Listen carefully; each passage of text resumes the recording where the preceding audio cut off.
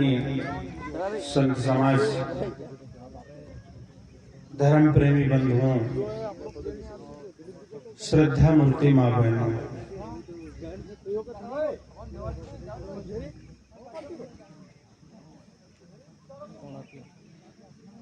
मनुष्य का तन यहाँ पर बैठे हुए सब लोगों को पता है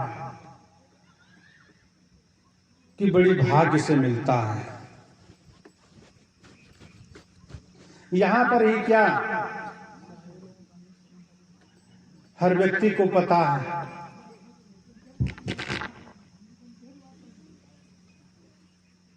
लेकिन पता होने के बावजूद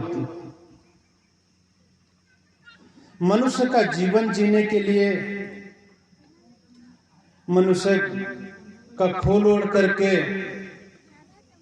पशुवत जीवन जीने के लिए मजबूर है,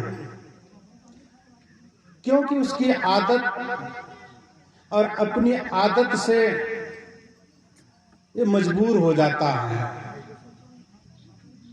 मजबूरी क्या, जब बचपन होता है, प्यारा सा चेहरा क्यों लगता है, सुंदर सा बालक हर व्यक्ति का मन मोह लेता है। सामने जैसा ही बालक आता है, उसी तरीके से हर व्यक्ति उसको उठा लेना चाहता है, उसको हर व्यक्ति गोद लेना चाहता है, वो दूसरे का मन मोह लेता है। क्यों? क्या कभी हमने ऐसा सोचा है? क्योंकि वह बालक है, वह अंदर से उसका मन पवित्र है, कुछ नहीं है उसके अंदर में, स्वाभाविक वह सरल है। और जो व्यक्ति सरल होता है, अंदर से जो सरल होता है, वह व्यक्ति का चेहरा बताता है कि वह सरल है। और जो अंदर से जो कपट होता है, अंदर में जो अवगुण आ जाते हैं, तो उसका चेहरा बिगड़ने लगता है। उसका जो शारीरिक क्रियाएं होती हैं, मन के साथ साथ तन पे फर्क पड़ता है। इसलिए बंधुओं, अपने मन को कितना सुंदर बनाएं जो हर व्यक्ति हमें पसंद करे, हर व्यक्ति का हम मन मोह सके। इसके लिए हमें स्वभाव को सुधारना पड़ेगा, अपने मन पे काम करना पड़ेगा, अपने मन को सुधार करना पड़ेगा, जीवन को सुधार करना पड़ेगा। जिस तरीके से अपने तन को सुधारते हैं, अपने तन की सुंदरता को बढ़ाते हैं, अपने वस्त्रों को साफ करते हैं, अपने परिवार को साफ करते हैं, परिवार के लोगों को सही रखते हैं, उसी तरीके से अपने मन को भी सही करना पड़ेगा।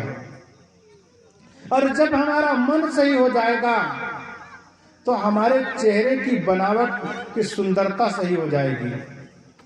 जब अंदर साफ होगा, तो हमारा जो चेहरे की जो बनावट है वो सही होगी और लोगों को आकर्षण करेगी।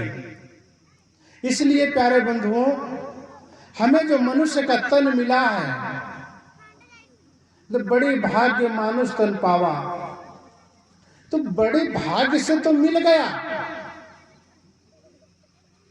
माता पिता के संयोग से, प्रारब्ध के संयोग से, सुसंस्कार जहां पर आपने जन्म लिया, किंतु अब हमें करना क्या है, यह हमें सोचना पड़ेगा, यह हमें तय करना पड़ेगा कि हमारा जीवन है, हमें जीना है, तो हमें किस तरीके से जीना है, कैसे जीना है, कि हम परिवार के साथ में कैसा व्यवहार करना है, यह डिसीजन हमें लेना पड़ेगा। और जब तक हम अपने परिवार के साथ में सही डिसीजन लेकर के नहीं जिएंगे, तब तो ना तो परिवार सुखी रहेगा, ना हम संतुष्ट रहेंगे, ना हमारे से जुड़े लोग संतुष्ट रहेंगे। अगर जो हम अपने परिवार को सुंदर स्वर्ग जैसे बनाना चाहते हैं, मनुष्य का जीवन सफल बनाना चाहते हैं, जहां पर हम रह रहे हैं उनके साथ में हम सुखपूर्वक जीवन व्यतीत करना चाहते हैं, तो दूसरा कोई सुधरे या न सुधरे, हमको सुधरना पड़ेगा। कोई बात आपकी माने या ना माने, लेकिन जिस रास्ते पर हम चल रहे हैं वह रास्ता सही हो और हम उस पे सही तरीके से चलने का प्रयास करें। इस संत गुरुजन चलने का प्रयास कर रहे हैं। जो अच्छे लोग हैं वो अच्छी राह पकड़ते हैं, अच्छे लोगों का साथ पकड़ते हैं, तब अपने जीवन की दशा को संभालते हैं और तब उनकी मनुष्यता, मनुष्य का जीवन, मनुष्य का जो शरीर जो हमें मिला है तब सार्थक होता है। अरे जीवन की सार्थकता तभी है जब हम अपने मनुष्य को, अपने आप को हम संभाल लें, सही कर लें, मन की दशा को सही कर लें। और जब जितनी मन की दशा सही होगी उतनी हमारे जीवन की दशा सुधरती चली जाएगी, हमारी गरीबी मिटती चली जाएगी, जो हमें जीवन में तकलीफ है वो हटती चली जाएगी।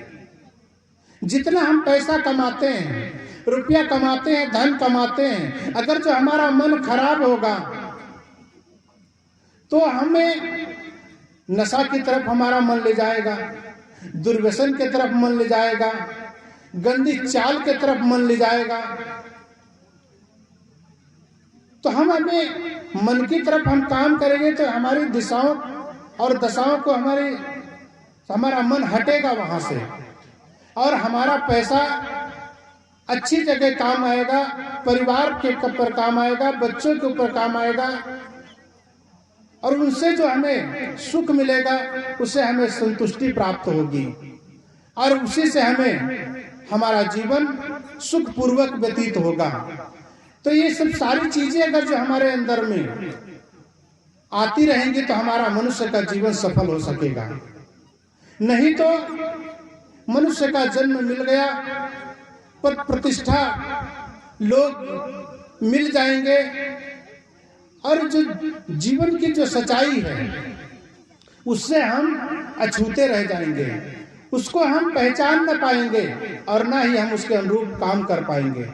इसलिए अपने जीवन को सुखपूर्वक बिताना है तो अपने आप को समझना पड़ेगा कि हम कौन हैं, कैसे हैं, कैसे आए हैं, क्या करना है जीवन में। जब तक हम यह न जानेंगे और ये चीजें, ये सारी बातें इसी सत्संग की गंगा, इसी सत्संग की लहर में, इन्हीं संत गुरुजनों के मुखार बिंदु से बातों को समझ करके अपने जीवन पे उतारने का प्रयास करेंगे, तब सत्संग की ये लहर आपके जीवन में जहर हटाने का काम करेगी। आपके जो अंदर में जहर भरा हुआ है, काम, क्रोध, लोभ, मोह, अहंकार, तृष्णा, ये सब सारी चीजें जो आपके मन को परेशान कर रही हैं, वो तब खत्म होंगी जब संतों के चरणों में अपने मन को लगाएंगे। उनके साहित्य से, उनके सत्संग से, उनके आश्रम से, अपने गाड़ी कमाई से, उनकी सेवा से, तभी हमें वो चीज मिलेगी जिस चीज की हमें तलाश है, जिस सुख के लिए हम इधर उधर भटकते हैं, ऊपर पे ईश्वर की कल्पना करते हैं। ये सब सारी चीजें तभी हमें मिलेंगी जब हमारा मन केंद्रित होगा और उस मन के ऊपर हम काम करेंगे। मन को हम जितना साफ मानेंगे, जितना साफ रखेंगे, उतना ही, जिस प्रकार बच्चे का मन रहता है उस प्रकार अपने मन को हम साफ सुथरा कर लेंगे, तब हमें वह चीज मिलेगी। इसलिए हमें अपने मन पर काम करने की जरूरत है, तब हमें मनुष्य के जीवन को सार्थक समझ पाएंगे, सार्थक बना पाएंगे। इसलिए अपने मन को संभालें। इसलिए हम मन को, मनुष्य के जीवन में आए हैं, इसलिए मन की बात करते हैं। कोई जानवर मन के ऊपर काम नहीं कर सकता है। जानवर स्वाभाविक है, जो खाएगा वही जिंदगी भर खाता रहेगा, जो पीता है वही जिंदगी भर पीता रहता है। लेकिन मनुष्य इधर उधर अपना मन मारता रहता है, अपने आप को इधर उधर डुबाता रहता है। जो पाएगा, जो अच्छा लगेगा वो खा लेगा, जैसी संगत मिलेगी वैसा वो जी लेगा। लेकिन जानवर ऐसा नहीं करता है। जानवर का स्वभाव है, जो स्वभाव है स्वभावगत अपना काम करता है। लेकिन मनुष्य अपनी आदतों के वश, उसके वशीभूत होकर के अपने आप को उन्हीं के अनुसार ढाल लेता है, और ढाल करके ये नहीं समझ पाता कि ये गंदा है, अच्छा है, बुरा है, कैसा है। उससे हमें सुख मिलेगा या दुख मिलेगा। थोड़ी सी तंबाकू में, थोड़ी सी एक बीड़ी के कस में दूसरों से भीख मांगना पसंद करेगा। एक छोटी सी आदत ही तो है, जो दूसरों के हाथ फैला, दूसरों के सामने हाथ फैला करके ये छोटी सी 2 पैसे की बीड़ी, थोड़ी सी तंबाकू दूसरे से मांगने के लिए परेशान हो जाता है। क्यों? क्योंकि हमारी आदत बिगड़ गई है। क्या बैल स्वभाव नहीं है? वो उसको तंबाकू के खेत में रख करके क्या तंबाकू वो नहीं खा सकता? दारू के दुकान में खड़ा कर दो, जानवर दारू नहीं पी सकता। अगर जो मांसाहारी जीव है वो खाएगा, लेकिन जो मांसाहारी नहीं है उसको मांस दो, वो भूखा मर जाएगा। लेकिन वो जानवर मांस नहीं खाएगा, उसकी आदत नहीं है, वो उसका स्वभाव नहीं है। लेकिन मनुष्य बचपना होता है, एकदम पाक साफ शुद्ध रहता है, और वो आदत परिवार के साथ में रह करके, लोगों के साथ में रह करके अपनी आदत खराब कर लेता है, और जो न खाने योग्य है, जो न पीने योग्य है, वो उसको खाता और पीता है और अपने जीवन की आदतों को बर्बाद करता है, अपने मन को खराब करता है, और उससे संस्कार बिगड़ते हैं। और संस्कार जब बिगड़ते हैं तो हमारा जीवन बिगड़ता है, प्रारब्ध बिगड़ता है, सब कुछ बिगड़ जाता है। यहाँ तक कि मनुष्य अपने आप को बिगाड़ करके दिन रात कोसता रहता है, दुखों के ढेर में रह करके अपने आप को दुख दुख दुख। सदगुरु कबीर साहब ने कहा, बहुत दुख की खानी, बहुत दुख है, लेकिन राम जान युक्त जो चली। अपने आप को जान करके, समझ करके उसके अनुरूप चलने का प्रयास करेंगे।